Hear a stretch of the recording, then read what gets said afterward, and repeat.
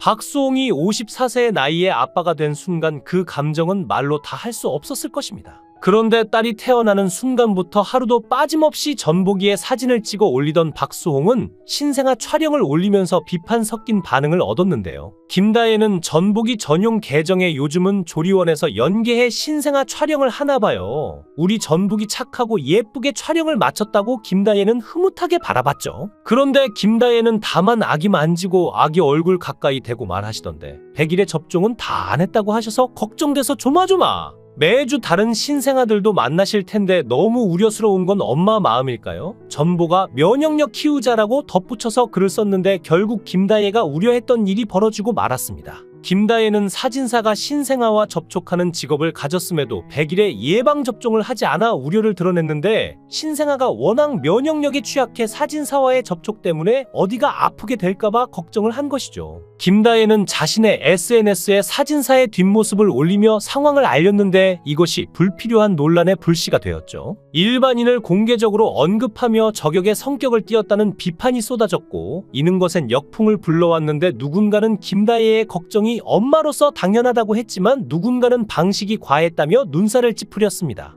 결국 김다혜는 논란을 진화하기 위해 사과문을 올리기에 이르렀는데요. 조리원은 방역이 매우 엄격한 곳이라 매주 출입하는 밀접 접촉자분들이 당연히 예방접종을 했으리라 믿었어요. 그런데 촬영 도중에 100일에 예방접종이 되어 있지 않다는 사실을 알게 되었을 때 중단 요구를 하는 것도 쉽지 않았습니다. 김다혜는 자신이 최근 100일에가 183배 급증했다는 기사를 접하며 민감하게 반응했던 것을 인정하며 자신의 예민함이 논란을 키웠음을 고백했죠. 특히 사진사의 뒷모습 공개에 대해 김다혜는 저격할 목적이었다면 스튜디오 이름이나 더 구체적인 정보를 밝혔겠죠. 그런 의도는 전혀 없었습니다라고 해명했는데요. 결국 논란이 커지자 김다혜는 개인적으로 해결하면 되는 일을 SNS에 전시하여 갑론을 방만 일으키고 앞으로 조심하겠다고 깊이 사과했는데 이뿐 아니라 김다혜는 특정 커뮤니티에서 좌표 찍고 비계정 단체 활동하는 것을 자제 부탁드린다고 커뮤니티를 저격했다가 언니님들 화 좀 푸세요. 조심할게요. 언니 취소. 동생님들 미안합니다라고 다시금 사과했으나 논란이 커지자 해당 게시글을 삭제했죠. 특히 특정 커뮤니티를 지정해 언급하면서 화내지 마세요라고 대처한 것은 반감을 더 살 수 있는 대목이고 그래서 아직까지도 역풍이 불고 있는데요. 결국 갑론을박 속에서 적절하지 못한 대처의 끝은 사과와 삭제 엔딩으로 끝이 난 모습인데 시험관 시술 끝에 어렵게 임신의 딸을 출산한 김다혜인 만큼 딸을 아끼는 마음이 남다르겠죠. 이번에 글을 올리면서 일각에선 유난이라는 반응을 보이면서 거부 반응을 보였는데 그동안 쌓아왔던 이미지와 응원의 목소리를 깎아먹은 셈이 되었습니다. 그러나 김다혜가 전보기를 어렵게 얻은 만큼 사진사의 100일의 예방접종을 걱정하는 건 그리 이상한 일이 아니었는데요. 애초에 박수홍은 가족과의 갈등으로 인한 엄청난 스트레스로 상황이 힘든 탓에 30kg이 빠지며 심한 마음고생을 했는데 이에 따라 극도로 나빠진 건강 상태로 영양실조 상태라는 진단까지 받아 남자로서 해야 할 역할을 못했고 정자 활동성이 떨어져 시험관 시술을 받게 된 것이었죠. 또 시험관은 남자보다 여자가 고통스러운 시술에 속하는데 생리 시작 3일 후 병원을 방문해 과배란을 유도하기 위해서 시술 전까지 매일 배에 호르몬 주사를 맞아야 합니다. 이런 과정에서 한 번에 아이가 생기면 좋겠지만 실패한다면 여러 번 위와 같은 과정을 반복해야 하는데요. 여기서 끝이 아닙니다. 배아 이식 후에도 계속 유산 방지를 위해 매일 호르몬 주사를 맞아야 하는데 이 주사는 근육 주사라 반드시 병원에서 맞을 수 있죠. 정말 눈물 나는 마라톤이지만 임신 가능성이 꽤 낮기 때문에 이 과정을 두세 번 심하면 10번이 넘도록 감수하는 사람들이 많은데요.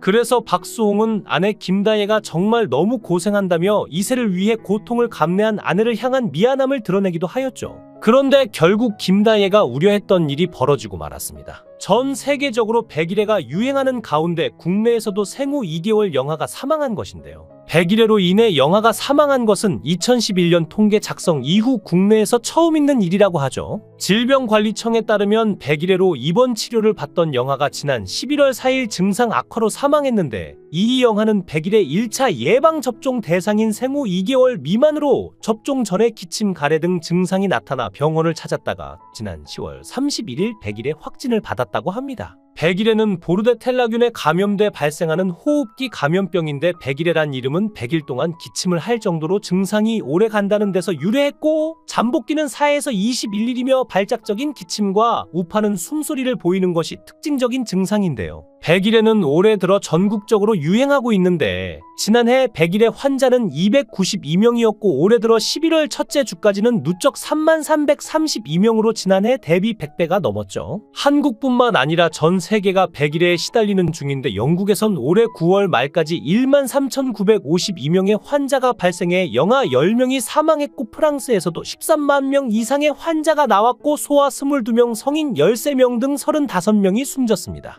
미국에선 올해 22,273명의 환자가 발생했으며 지난해 2명, 2022년 1명의 1세 미만 영아가 각각 사망했죠. 생후 첫 접종 전 영아를 보호하기 위해선 임신 3기부터 임신부가 예방접종을 해서 영아가 백일해의 면역을 갖고 태어날 수 있게 해야 하고, 영유아의 부모와 조부모 등 돌보미, 의료 종사자, 산후조리원, 근무자 등도 백일해 고위험군과 접촉하기 최소 2주 전에 백신을 접종할 필요가 있는데요. 박수홍은 딸이 태어나는 순간부터 하루도 빠짐없이 전보기에 사진을 찍어 SNS에 올리며 사랑에 빠진 듯한 표정으로 온 세상에 딸의 존재를 알리고 있습니다. 전보기의 머리숱은 정말 인상적이었는데 마치 작은 헬멧이라도 쓴 듯한 까만 머리는 사람들의 시선을 한눈에 사로잡았고, 그것을 보고 있던 박수홍의 얼굴엔 미소가 떠나지 않았죠. 그가 그토록 바라던 54년을 기다려 만난 그 생명체가 이렇게나 사랑스럽게 눈앞에 나타났으니 매 순간을 기록하고 자랑하는 것이 어찌 당연하지 않겠습니까? 박수홍은 출산 직후 하염없이 눈물이 흘렀다면서 내가 살면서 이런 경험을 할 수 있을까 했는데 현실이 됐다. 너무 고맙다.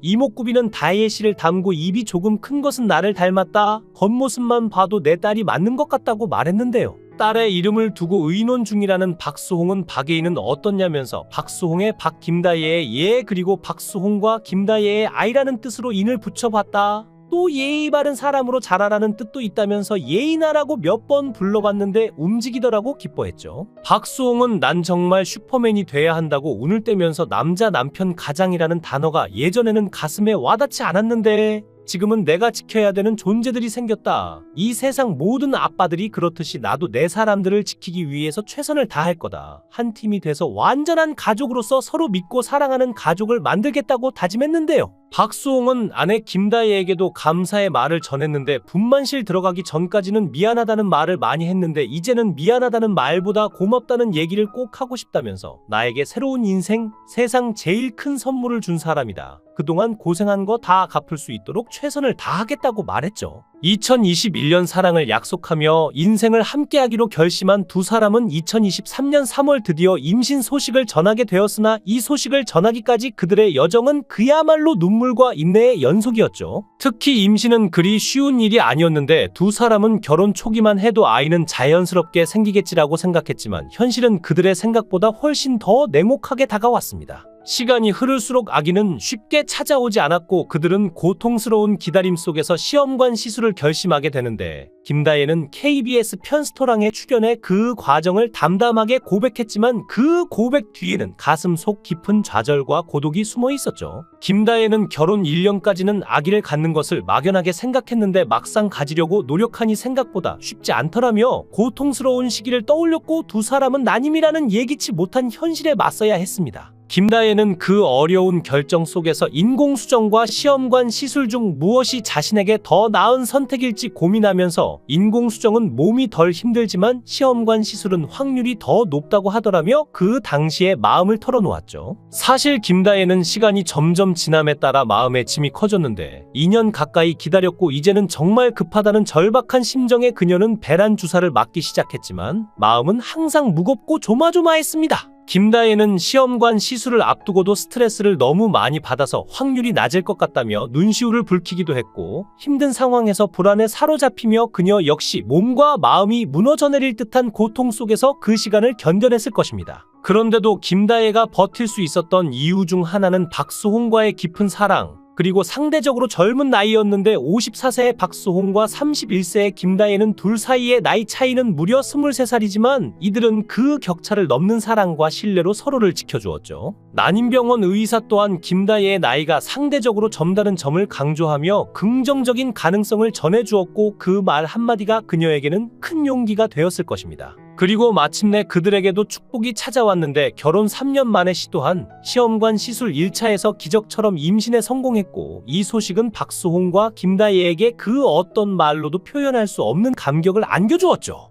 박수홍과 김다혜의 부부는 소중한 딸 전복이의 탄생으로 인생 최고의 기쁨을 맞이했지만 그들의 현실은 마치 드라마보다 더 복잡하고 충격적인 막장 이야기가 계속되고 있습니다. 박수홍의 친형 박진홍이 설립한 법인 메디아붐의 지분 구조는 마침내 숨겨진 비밀이 하나 둘씩 밝혀지기 시작했는데 이 지분은 친형 박진홍의 자녀들이 소유하고 있다는 사실이 최근 항소심 3차 공판에서 확인되었죠. 이 사건은 팬들뿐 아니라 대중들에게도 여러 가지 생각을 하게 만드는데 가족이라는 이름으로 얽힌 돈 문제는 언제나 복잡하고 그 해결은 쉽지 않습니다. 그러나 박수홍이 이 모든 어려움을 이겨내고 전복이와 함께 밝은 미래를 꿈꾸길 바랍니다. 우리 모두 그가 이제는 평화로운 삶을 되찾을 수 있기를 응원하고 있겠습니다. 영상을 끝까지 시청해 주시고 귀한 시간 내주셔서 대단히 감사합니다. 구독, 좋아요 꼭 부탁드립니다.